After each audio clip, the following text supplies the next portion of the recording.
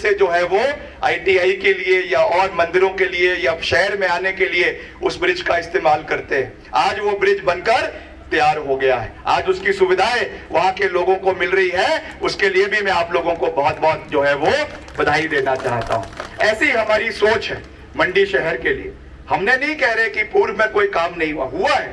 पंडित सुखराम जी के समय में हुआ, वीरभद्र सिंह जी के समय में बहुत काम हुआ और सब नेताओं के समय में बहुत काम हुआ, मगर हम अब आगे बढ़ना चाहते हैं, आगे की बात करना चाहते हैं। हम जैसे हमने IIT का निर्माण पिछले कल हम कमांद कटौला में थे, द्रंग में थे, वहां पे इतना बड़ा शहर आज जो है कमांद कटौला के अंदर बन गया। ये किसकी देन है? हम जयराम जी से पूछना चाहते हैं। हम उनका बहुत मान सम्मान करते हैं, पूर्व में मुख्यमंत्री रहे हैं, मंडी जिला के हैं, दिल से हम उनका सम्मान करते हैं, शरीफ व्यक्ति है।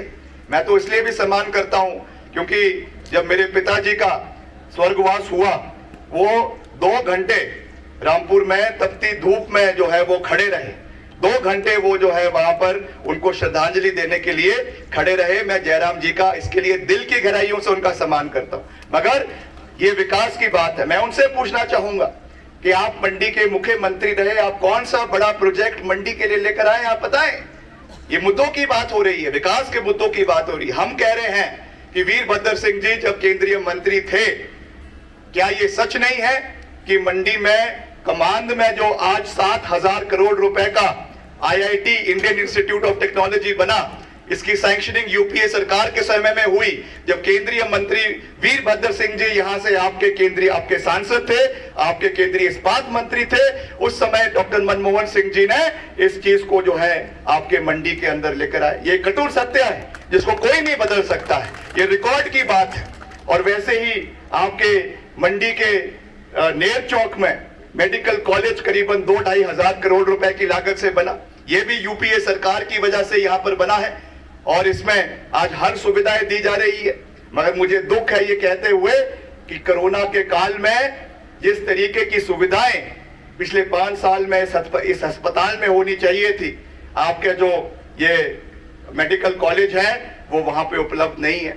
मैं कल ही डॉक्टरों से बात कर रहा था, MRI की मशीन वहां पर नहीं है, छोटी सी छोटी जो हमारी अल्ट्रासाउंड की मशीन होती है उसके लिए भी वहां पे सुविधाएं उपलब्ध नहीं है। इतना बड़ा इंफ्रास्ट्रक्चर बना दिया, 2-2.5 हजार करोड़ रुपए का आपको मेडिकल कॉलेज दिया, मगर जयराम जी आपने उसको आगे बढ़ाने का काम भी नहीं किया।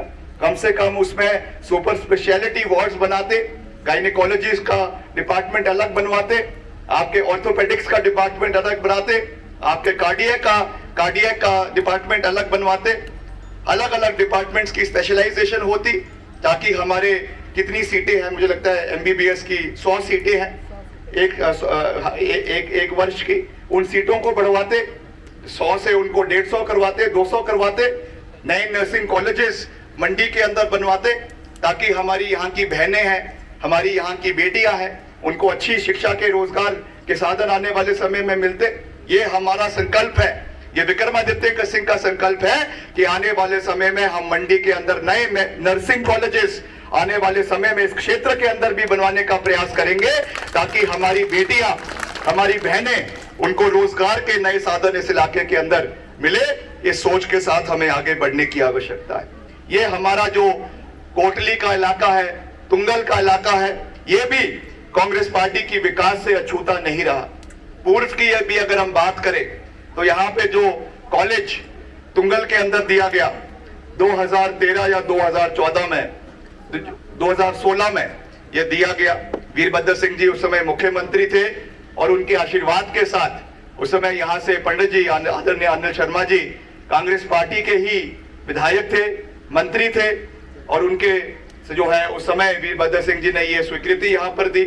मुझे याद है उस समय, उसके बाद मैं भी यहाँ पर एक युवा कांग्रेस का मैं अध्यक्ष था और मैं उस समय यहाँ पर आया था, हमने कार्यक्रम इस इलाके के अंदर किया था और सब लोगों ने धन्यवाद किया कि ये सौगात कांग्रेस पार्टी की सरकार ने, वीरभद्र सिंह जी ने ये कॉलेज जो है तुंगल के अंदर डिग्री कॉलेज दिया।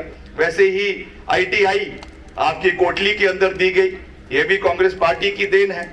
आपका पुलिस चौकी यहाँ पर बनवाई गई, यहाँ पे तहसील कोटली के अंदर बनाई गई, ये भी कांग्रेस पार्टी की देन है। बस स्टैंड आपके कोटली में 2017 में बनाया गया, ये भी कांग्रेस पार्टी की देन है। तो ये चीजें तो ऑन रिकॉर्ड है, इसको कोई गवा नहीं सकता है, इसको कोई दुतला नहीं सकता है, क्योंकि जो कार्य हुए हैं, जैसा मैंने कहा कि वो कार्य हमारे लिए हमारी पूंजी है, मगर अब हमें भविष्य के निर्माण की ओर आगे बढ़ने की आवश्यकता है। बहुत से हमारे पूर्व सैनिक हमारे मंडी सदर में रहते हैं, जोगिंदर नगर के अंदर रहते हैं, हमारे जो है वो आपके सरका घाट के इलाके में रहते हैं।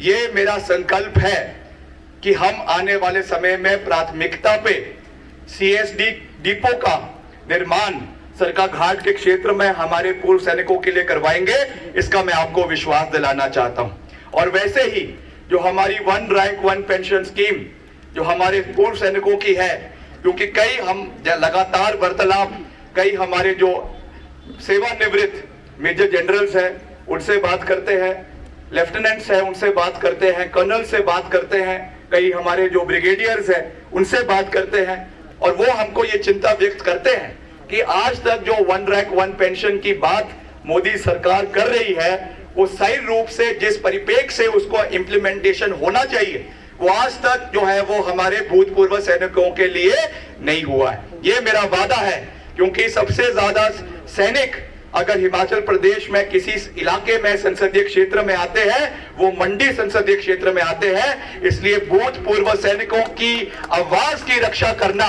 उनके भविष्य की रक्षा करना, उनकी बुढ़ापे की रक्षा करना, ये हमारा दायित्व बनता है, और इस विषय को हम प्राथमिकता पे आने वाले समय में जो है वो उठाएंगे, इसका मैं आपको पूरा विश्वास दिलाना चाहता हूं।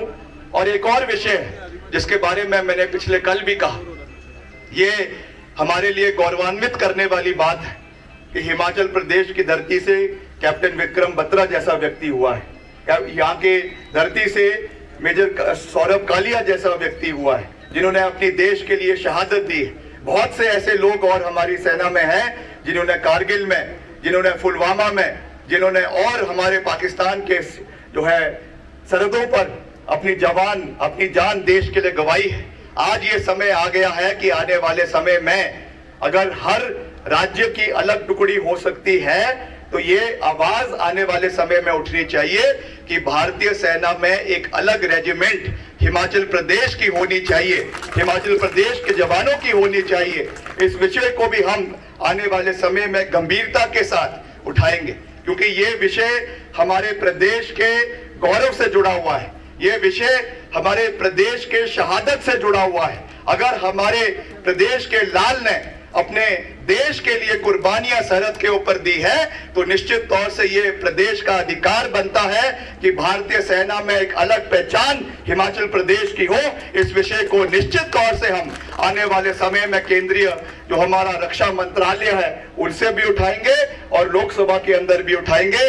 इस चीज का भी मैं आपको पूरा विश्वास दिलाना चाहता हूं। मैं कोई ज्यादा लंबी बात नहीं कहना चाहता, क्योंकि गर्मी काफी है और महिलाएं यहाँ पे बड़े लंबे समय से बैठी हुई है, बुजुर्गवान यहाँ बहुत लंबे समय से बैठे हुए हैं। मैं आपका, महिलाओं का खास करके आपका आभार प्रकट करना चाहता हूँ और आपको विश्वास दिलाना चाहता हूँ कि सरकार आपके साथ पूरी मजबूती के साथ खड़ी है। हमने जो वादा महिलाओं के पेंशन के बारे में किया है, अभी तो महज 15 महीने हमारी सरकार को बने हुए हैं। हमारी सरकार ने 800 करोड़ रुपए का बजट का प्रावधान जो है वो महिलाओं के सुरक्षा पेंशन योजना के लिए किया है। इसकी शुरुआत जनजातीय क्षेत्र से हो गई है। कुछ इलाकों में, मंडी जिला में